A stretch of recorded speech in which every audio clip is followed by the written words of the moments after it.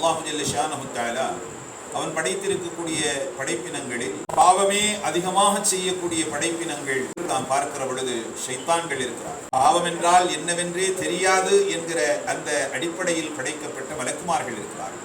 பாவம் என்றால் என்னவென்றே தெரியாமல் இருக்கக்கூடிய மலக்குமார்கள், பாவமே செய்து கொண்டிருக்கக்கூடிய ஷைத்தான்கள். இதற்கு சற்று வித்தியாசமாக மனித சமுதாயத்தை அல்லாஹ் ஜல்ல ஷானஹு தஆலா பாவமான காரியங்களும் நன்மையான காரியங்களும் மாறி மாறி செய்யக்கூடிய அடிப்படையிலே மனித சமுதாயத்தை அல்லாஹ் படைத்திருக்கிறான்.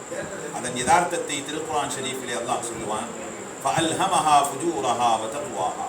மனிதனுடைய உள்ளத்திலே பாவங்களையும் நாம் போட்டிருக்கிறோம், நன்மைகளையும் நாம் போட்டிருக்கிறோம்.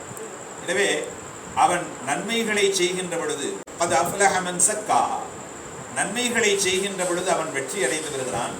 வகத் ஹாப மன் தஸ்ஸாஹா, பாவங்களை செய்கின்ற பொழுது அவன் தண்டனைக்குரியவனாக ஆகிவிடுகிறான். அல்லாஹு ஜல்ல ஷானஹு தஆலா மனித சமுதாயத்தை பாவங்கள் செய்யக்கூடிய அடிப்படையிலேயே படைத்திருந்தாலும் அந்த மனிதன் தான் செய்த பாவத்தை முன்னிட்டு அல்லாஹ்விடத்திலே இருகரம் ஏந்தி அல்லாஹ்விடத்திலே அவன் இஸ்திக்ஃபார் என்கிற பாவ மன்னிப்பை அல்லாஹ்விடத்திலே கேட்கிற பொழுது அடியானுக்கும் அல்லாஹுக்கும் ஒரு மானசீகமான தொடர்பு என்பது ஏற்படுகிறது. அல்லாஹு ஜல்ல ஷானஹு தஆலா பாவம் செய்த அடியான் தன்னிடத்திலே கையேந்துகிற பொழுது அல்லாஹு ஜல்ல ஷானஹு தஆலா அளவிடாத மகிழ்ச்சி அடைகிறான். ஒரு செய்தி, ஒரு நீண்ட பிரயாணத்திலே இருக்கக்கூடிய ஒரு மனிதன் அந்த பிரயாணத்தின் இடையே தன்னுடைய வாகனத்தை தொலைத்து தான் கொண்டு சென்ற உணவை தொலைத்துவிட்டு அவன் அந்த கவலையிலேயே கண்ணயர்ந்து அங்கே படுத்து விடுகிறான். அவன் விழிக்கிற பொழுது பார்த்தால் அவனது வாகனம் அங்கே இருக்கிறது. அவன் கண்ணயர்ந்து தூங்கியதற்கு பிறகு அவன் கொண்டு சென்ற அந்த உணவும் அங்கே அவனுக்கு கிடைக்க பெறுகிறான். இப்படி தன்னுடைய வாகனத்தையும் தன்னுடைய பொருட்களையும் திரும்பவும் பெற்றுக்கொண்ட அந்த மனிதன் அல்லாஹ்விடத்திலே, யா அல்லாஹ், நீ என்னுடைய அடிமையாக இருக்கிறாய், நான் உன்னுடைய ரப்பாக இருக்கிறேன் என்று வார்த்தைகளை, மகிழ்ச்சியின் மிகுதியால் வார்த்தைகளை மாற்றி சொல்கிறான்.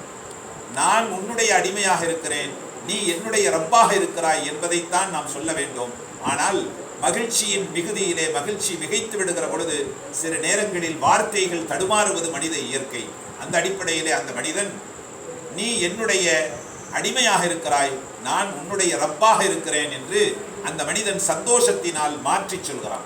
அல்லாஹ் ஜல்ல ஷானஹு தஆலா இந்த மனிதன் அடையக்கூடிய மகிழ்ச்சியை விட அடியான் செய்யக்கூடிய பாவத்தை செய்துவிட்டதற்கு பிறகு நம்மையும் மன்னிக்கக்கூடிய ஒரு ரப்பு இருக்கிறானே என்கிற அந்த எண்ணம் அவனுக்கு உள்ளே உதயமாகிற பொழுது ரப்பு அல்லாஹு ஜல்ல ஷானஹு தஆலா அந்த அடியானுடைய பாவத்தை மன்னிக்கிறான்.